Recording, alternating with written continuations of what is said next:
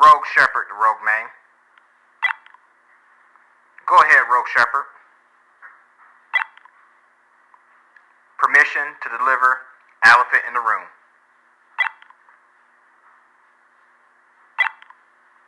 Permission granted.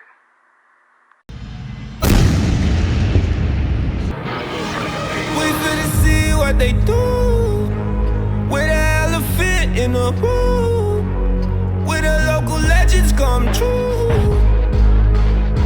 That's not the way to come out of it. I was in the womb writing double entendres, hooked to a machine like I'm Conway. Serve me a plate, tango hombre. No, it is the Good day, Desert Rogues. This is another episode of Elephant in the Room, and I'm Chaplain Brown, or Rogue Shepherd. And today we're going to talk about something that I believe personally is the very foundation of who we are as people and what people see. And this particular elephant drives all of our decision making, to be honest. And I believe it's the first thing, just as human beings, that we must work on and determine what type in this particular elephant that we should be. So without further ado, the elephant in the room today is character. And you know what? We're going to watch a short video by Nick Saban, who is the head coach of Alabama, Roll Tide. And although I'm not a Alabama fan, I do respect the team. I highly respect the coach and what he teaches and instills. So without further ado, let's go ahead and get into the video. You have goals, but these goals won't just be about you individually being able to accomplish these goals, because one of the things on that pyramid of success I talk about is being a team. And the big part of being a team is you have to be able to communicate with other people, and you have to work with other people. True. And you can never have any team chemistry for this reason. Mediocre people don't like high achievers, and high achievers don't like mediocre people. So if everybody doesn't buy into the same principles and values of the organization and the same high standard, you're never going to be successful. And let's just talk about that for a minute. That it says like folks, mediocre people, and high achievers. And that can mean folks who just want to meet the standard and folks who want to achieve the standards. It's hard for just those group of individuals to work together because there's always going to be some type of conflict. But if we focus on the organization as a whole, if we focus on the values of the organization, like for the Army, the 7 Army values, we focus on that. We focus on whatever the commander's intent and his vision is for the unit. Then we can combine those differences and be able to move forward as a team. And that's what I'm gathering from Nick Saban. And let me know what you think in the comments. Is that something similar, or are you thinking he's saying something different? But let's get back to the video. Just like our spring practice right now. You know what my goal with spring practice is? Get the right guys on the bus, get them in the right seats, and get the wrong guys off the bus. So one of these days, you're going to be working in an organization, and somebody's going to try to do that to you. So which one of those people do you want to be? Do you want to be somebody they're trying to get off the bus because you're satisfied with mediocre performance? Because you can never have any team chemistry in your organization if everybody's not committed to the same standard and the same things. You know, when I worked for Bill Belichick, we had one sign in the building. It was, do your job. Do your job. You know, you go in all these places and, you know, you see all these things. One sign, do your job. He defined the expectation for everybody in the organization, whether it was the secretary, the personnel people, the coaches, the players, the kind of players that we wanted, the kind of size they needed to be, the kind of personal characteristics we wanted them to have, the critical factors to play their position. But once it was defined, you had to be responsible for your own self-determination, and that is accountability. And let's just pause there, just about one, everyone being committed to the same standard. I know we see it all the time where you go to the military, you go to this unit, this unit, this unit. Everyone has a different standard, or each company has a different standard. And that causes that causes things to not be cohesive. I was looking for the right words. So in an organization, what Nick Saban is saying, and from what I'm hearing, is that we got to be committed to the same thing. We got to be committed to the same standard from the top all the way down to the bottom. So if you're trying to get whoever to do something, you got to be committed to that same standard, right? If you're trying to get to a certain level, make sure you're performing at that level that you're trying to get others to get to. And honestly, just do your job. We all have a job, a function, a purpose in our unit, in our companies, in our families, in our communities, all these different areas. So what he's saying, just do your part. And sometimes we have a lot of things in life that goes on and so forth like that. But just the overall concept is do your part. And I do love Bill Belichick as a coach too. I'm not a Patriot fan, but I do love the coaches. Highly successful and we're getting some good wisdom. So get back to the video. And you have to be able to communicate with other people and be a part of an organization and work with people to be able to do that. And you also have to be willing to serve other people to be able to do that. Serve It can't other be just people. about you. Facts. You may be motivated about what's about you, but in your life, it can't be just about you. It's never just about you. You got to serve other people. You got to. Let me ask you. So let's go back to it, right? We talk about all these different leadership styles in the military, and one of them that is talked about is servant leadership, right? You got to be willing to serve other people. That's why it's in that area or it's talked about. I remember personally going through, when I was enlisted, going through MLC, and one of the topics was servant leadership. And it holds dear to me because that's also a theological principle or a faith principle, not just in my faith tradition, but others' faith tradition. So that's servant leadership. You got to be willing to serve everybody else, because in an organization, it's not just about you. You bring something valuable to the team, but it's not about you. Man, this guy got a lot of wisdom. Let's go ahead and get back to the video. How do you pray?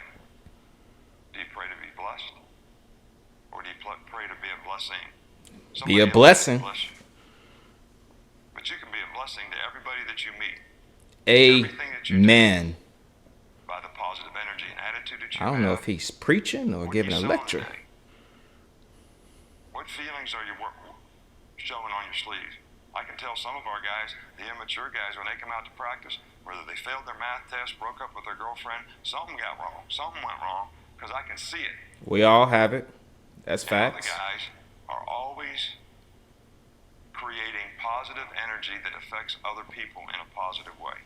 Yes. And if you're going to brand yourself, you're going to brand yourself as a person. Which one of those do you want to be?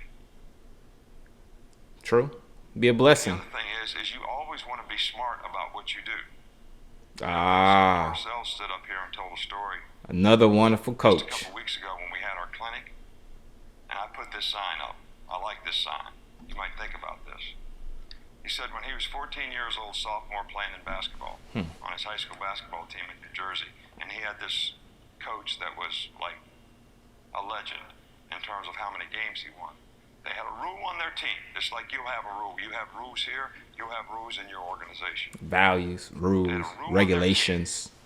That said you can't talk to the official. Cannot talk to the official. Okay. They were in a close game with their rivalry team, even though they were ahead by a few points. And he dove for a ball, and the other guy knocked it out of bounds, and the ref gave it to the other team, and he jumped up and screamed at the official and got a technical foul. Guy made the foul shots. Coach took him out of the game and benched him. Wouldn't play him anymore. They lost the game by 2 points. 2 points. Coach kicked him out the first day, kicked him out the second day, kicked him out the third day, fourth day. He says, come down to the locker room. I want to show you something. He has a sign up in the locker room. Do your job. Dumb players do dumb things. Smart players seldom do dumb things. Facts on that. So, dumb players do dumb things. And I would try to use a different term. Immature soldiers do immature things, but mature soldiers seldomly do immature things or rarely do immature things. I just leave it as that. It's all about choices and decisions. Then he asked him, which one of these are you? Are you a dumb player? Or are you a smart player? Which one do you want to be? Well, that's going to be determined by a large degree because of the choices and decisions you make. And they're not always going to be made up by you. Facts. They're going to be made up by somebody else in the organization that you're trying to succeed in. And your ability to communicate is important. Communication again. But, one story I like to tell. But we're talking about happened character. To a player here that you all probably watch play, and I won't say his name. But he got in a little trouble when he was a freshman. And sometimes you got to make it about you and understanding the consequences and how they affect you. Yes. And he was walking, this guy didn't drink, he had over a 3-point grade point average, he ended up being a captain on a team, made All-American, was a first-round draft pick. But when he was a freshman, he was walking behind Brian Hall, they were having a fraternity party, some guys called him a bunch of names, they were drinking and carrying on, and he got really upset. Sounds like Army sometimes. The disrespect that was shown to him. So he went over and grabbed one of them by the nape of the neck and shook him up a little bit. Police came, and he could have got arrested.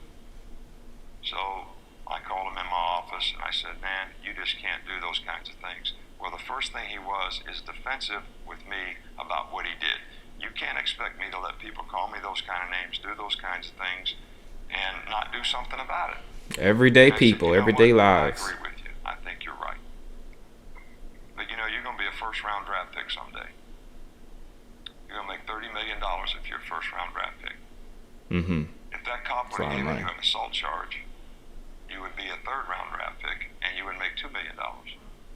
Whew. So even though I think you're right in what you did, now my next question is, for $28 million, is it worth it to be right? So sometimes you got to ask yourself that. And then, you know what his response to that was? You'll never have any more trouble with me, coach. I'll never do anything like that again. And he never did. And he really became a first-round draft pick and signed for $40 million. I missed it by 10. That's wow. Right? Just that one decision can alter your career path. And that's true for the military. And the reason why I said sounds like Army, because these are situations that as soldiers we go through as well, where, there could be a little disrespect or something like that. And always alcohol sometimes is involved. I wouldn't say sometimes and always, but traditionally alcohol is involved. And then there's some type of conflict and we see things go on. I mean, you hear about it, not just in our organization, but other organizations. And you got to determine what decision you're going to make. And the decision that you make is based off your character. If your character is to be a blessing and always create a positive environment, a lot of things or some things you're going to allow to go, right? Now, that doesn't mean to just not uphold our boundaries with folks, but to do it in an intelligent way, to do it in a way that doesn't break law, regulations, standards, and so forth. Again, like Nick Saban said at the beginning, holding to those high standards is key in an organization for us to be successful. So if we all are trying to get to that high standard, there'll be less of instances like this with the player. Now, of course, for $28 million, yeah, of course, a lot of folks, well, you never hear an issue out of me, you never have an issue out of me again. But that doesn't always happen because we do have all these other picks that had character flaws or their character led them to make bad decisions. And like Nick Saban was saying, dumb players make dumb decisions.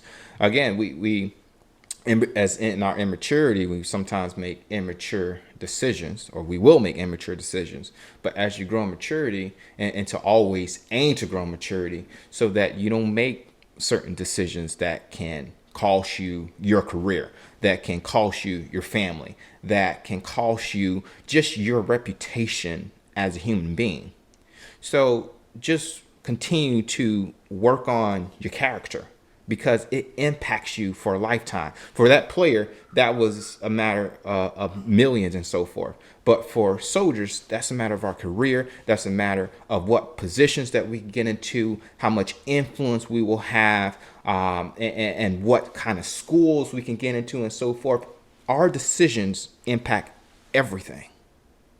So if we hold true to those Army values, we hold true to those qualities, we hold true to all the things that the organization stand for, and hold ourselves to a high standard, our own personal code of ethics. I personally have a code of ethics that I wrote in college that I will uphold as a chaplain, that I will uphold as a pastor. So having these standards set and having good character. But let's finish the video. But sometimes you have to be able to realize what the consequences of your behavior is. Yes. Regardless of what your emotional commitment might be to it. Let the emotions So, go. the little pyramid over there They're that there. I talked about, be a champion. Who you are is important. Being responsible for your own self-determination is real important, which is accountability. Accountability. Having positive energy and attitude to accomplish the goal that you have set The for mission. yourself.